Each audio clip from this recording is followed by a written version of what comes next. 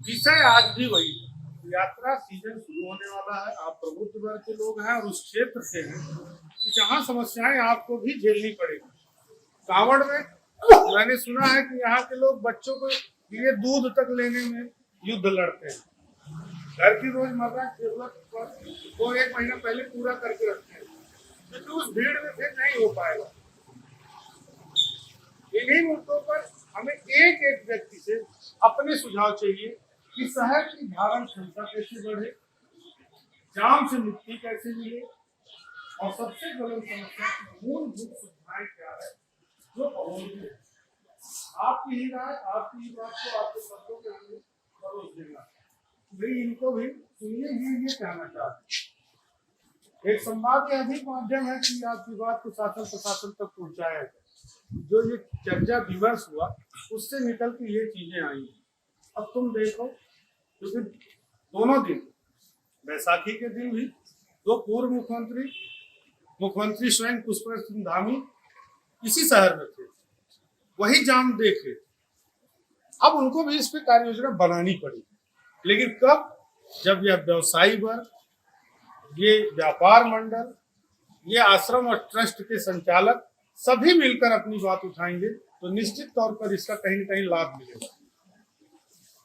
हर एक व्यक्ति अपनी पक्ष से अपनी सुविधा अनुसार जो उसको असुविधा होती है उसी पे अपनी बात रखेगा और उन्हीं के शब्दों में उसको हम प्रकाशित करने का पूरा प्रयास करेंगे। ठीक। सबसे पहले मैं धन्यवाद करूंगा अमर उजाला के हमारे प्रभारी त्रिपाठी जी का और उनके साथ सह प्रभारी हमारे बसंत जी का। मैं कहूंगा एक बार जोरदार तालियों के साथ सभी स्वागत करेंगे। प्रिय राष्ट्रीय अखबार है जिसे उत्तराखंड नहीं पूरा देश, पूरा विश्व कहीं ना कहीं किसी ना किसी रूप में पढ़ता है। रोजाना की अगर कोई भी चीज दिनचर्या में अगर वो एक न्यूज चैनल को देखता है तो मुझे लगता है कि आज की डेट में 90% लोग सबसे ज्यादा अधिकतम पढ़ने वाला अखबार अमर उजाला है, जो हर प्रतिष्ठान पर और हर घर में मुझे दिखता है। और इसलिए अमर उजाला ने अगर हमारे को किसी संवाद का किसी रूप में मौका दिया तो मैं तो अमर उजाला की समझ टीम को, इस राष्ट्रीय अखबार को, इनके प्रभारी को और इनके पूरे संपादक मंडल को शुभकामनाएं, बधाई देता हूँ महानगर व्यापार मंडल की तरफ से। और साथ ही हमारे बीच में कुछ लोग सम्मानित यहाँ के हैं और बंदर उन्हें चोटिल करते हैं। हमारे बीच में एक व्यक्ति बैठे हैं, मैं दिखाना चाहूंगा आपके वीडियो के माध्यम से। इन्हें कल बंदर ने काटा है, आप दिखाइए बहुत पैंट ऊपर करके। इन्हें यहाँ रास्ते में बंदर ने काटा है। वन विभाग, नगर निगम तक सूचित कर चुके हैं। पिछले महीने हमारे डॉक्टर साहब को चोटिल किया घर बैठे, तो ये एक बहुत गंभीर विषय यहाँ का है। उसके साथ साथ आवारा पशु, कुछ लोग गाय पालने का वो रखते हैं। हमारे धर्म में, सनातन धर्म में पूजनीय गाय माता है, लेकिन दुर्भाग्य है सुबह चारा खिलाने के लिए उन्हें सड़कों पे छोड़ दिया जाता है, जिसकी वजह से एक्सीडेंट होते हैं, जिसकी वजह से लोग चोटिल होते हैं और हमारे सनातन धर्म का अपमान होता है। ये बहुत सारे गंभीर विषय यहाँ के हैं। सीवर के ढक्कन है, उनके पोल सड़कों से उठाने की जगह दबा के रखे हुए, जिससे गड्ढा सड़क रहती है। उन पोलों को उठाना जरूरी है यात्रा सीजन से पहले। हिल बाईपास का मार्ग है, यात्रा सीजन से, कांवड़ यात्रा से पहले खोला जाना अनिवार्य है। ये यहाँ की मूलभूत सुविधाएं हैं, ये जन समस्याएं हैं। स्थानीय निवासी व्यापारियों को इसकी बहुत बड़ी सुविधा की जरूरत है और हम कह रहे हैं, हर रूप में कह रहे हैं, सरकार अच्छा काम कर रही है। हम सरकार के हर कार्य में उसके साथ कंधे से कंधा मिला के खड़े। व्यापारी सरकार की रीढ़ होता है, लेकिन कहीं ना कहीं कुछ विभाग जो गैर जिम्मेदार रवैया अपना के सरकार के ऊपर भी प्रश्न चिन्ह लगा रहे हैं, सरकार की बातों को अनदेखी कर रहे हैं और सरकार को आईना दिखाने का काम कर रहे हैं। ऐसे विभागों के खिलाफ मैं सरकार से, मुख्यमंत्री आदरणीय धामी जी से, जिला प्रशासन से मांग करता हूँ कि ये सारी व्यवस्थाएं यात्रा सीजन से पहले दुरुस्त होनी चाहिए और यात्रा सीजन के साथ साथ कांवड़ यात्रा की तैयारियां पहले से होनी चाहिए। आज खबर पढ़ते हैं कि आज 5 घंटे विद्युत विभाग कटौती करेगा ज्वालापुर के इन इलाकों में, हरिद्वार के इन इलाकों में, लेकिन क्या ये कार्य गर्मी से पहले वो सोचता है कि पूरे कर रहे हैं? जैसी गर्मी या सीजन शुरू होता है उसी समय इनको ये कार्य याद आते हैं। ये बहुत बड़ा प्रश्न चिन्ह है ऐसे विभागों पर। उसके लिए भी हमें आंदोलन करने पड़ते हैं, सड़क पे उतरना पड़ता है, आपके माध्यम से आवाज उठानी पड़ती है, तब ये विभाग जागते हैं। तो बिजली, पानी, सीवर, उसके साथ साथ ये खुले पोल, आवारा पशु, हर की पौड़ी जाने वाले मार्ग पर भिखारियों की बढ़ती संख्या, हर की पौड़ी बाजार में जिस प्रकार से भिखारियों के साथ, श्रद्धालुओं के साथ बदतमीजी की जाती है, छीना झपटी की जाती है, ये बहुत सारे तमाम विषय जो हरिद्वार की गरिमा खराब करते हैं और साथ साथ ही हमारे हरिद्वार का पूरे विश्व में नाम खराब करने का कार्य करते हैं। उसके लिए महानगर व्यापार मंडल पहले भी यहाँ पे जो तंग करती है वो बिजली का ही है। जब हमसे पैसे पूरे ले रहे हो, हमारे को पैसे, हम अगर 5 दिन 2 दिन लेट हो जाते हैं उस पर पेनल्टी काट देते हैं ये लोग, उस पर एक्स्ट्रा चार्ज होता है। पानी पे भी, बिजली पे भी, सीवर पे भी।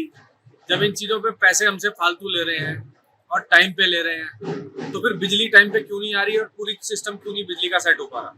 ये वोल्टेज इतनी कई बार ज़्यादा पीछे से फेंक देते हैं कि लोगों के मीटर जल के गिरे। पिछले साल बहुत लोगों के मीटर फूके, मेरा खुद का फूका, मीटर पिघल के ही गिर गया। जो पिछले 10 सालों में खराब नहीं हुआ था वो 1 महीने में कैसे खराब हो गया। और ऊपर से अगर कंप्लेंट करी तो वो कहते हैं जी लोड अपना बढ़वाओ, ये करो वो करो। चलो वो बात का विषय है, लेकिन जब हम पैसे पूरे दे रहे हैं, टाइम पे दे रहे हैं, जब व्यापारी सब चीज टाइम पे दे रहा है तो ये लोग टाइम पे चीज क्यों नहीं अवेलेबल करा रहे? रात को 12 बजे 11 बजे बिजली जा रही है, लोग कपड़े, वहाँ पे लड़ाई झगड़े हो जाते हैं, हमें लोगों के पैसे तक वापसी करने पड़ते हैं। कई बार इतनी स्थिति खराब हो जाती है, क्योंकि जब कमरे में नहीं कुछ होगा, कुछ नहीं होगा, तो लोग यात्री पैसा मांगेगा और उसको पैसा वापसी करना पड़ेगा।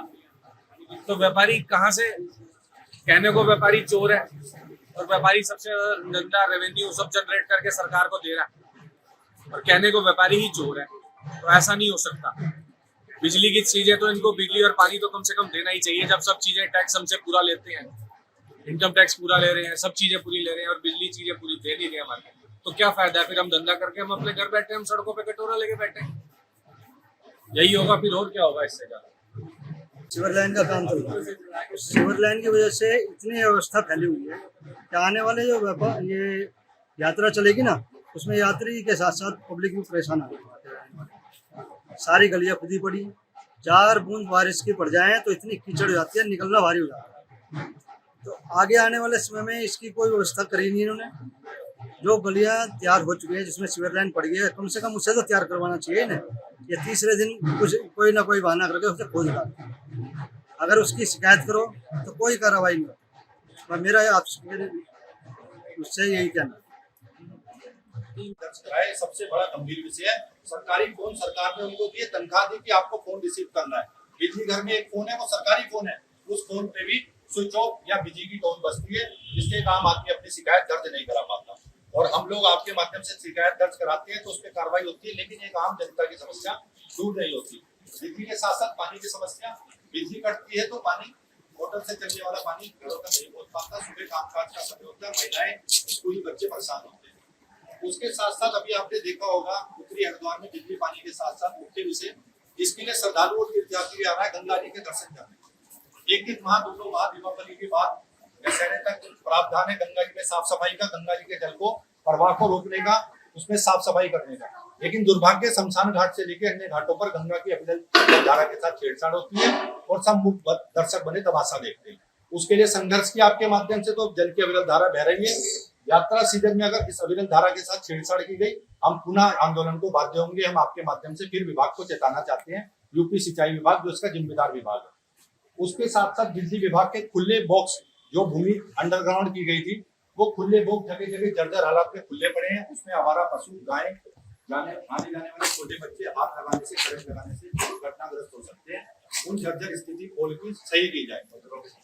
सबसे मुख्य इस मार्ग पे जहाँ हम यहाँ बैठे हैं, यहाँ पे शमशान घाट जो मार्ग है, इसमें उत्तराखंड से जो है यहाँ पर अंतिम संस्कार के लिए जो है यहाँ पर आते हैं, मतलब जो है अपने मृतक को लेकर आते हैं यहाँ पर। तो पिछले दिनों जो है बरसात के पानी से जो है एक दर्जन लगभग जो है यहाँ पर गाड़ियाँ रफ्ते से बह गई। तो मेरा यही कहना है प्रशासन से कि आगे अर्धकुंभ भी आ रहा है और इसमें जो बरसाती पानी जो आता है इसमें काफ़ी मतलब जो नुकसान होता है, मतलब जो है उत्तराखंड वासियों को जो अंतिम संस्कार में आते हैं, तो यहाँ पर एक पुल की व्यवस्था भी कराई जाए। बाकी व्यापार मंडल के हमारे सुनील शेट्टी जी ने जो मुद्दे उठाए हैं, हम इनके साथ हैं और ये मुद्दे जो है चलते रहेंगे और संघर्ष हम करते रहेंगे। अगर आप ये वीडियो YouTube पर देख रहे हैं तो हमारे चैनल को सब्सक्राइब करें और बेल आइकन को दबाना ना भूलें। अगर आप Facebook पर ये वीडियो देख रहे हैं तो हमारे पेज को लाइक करें।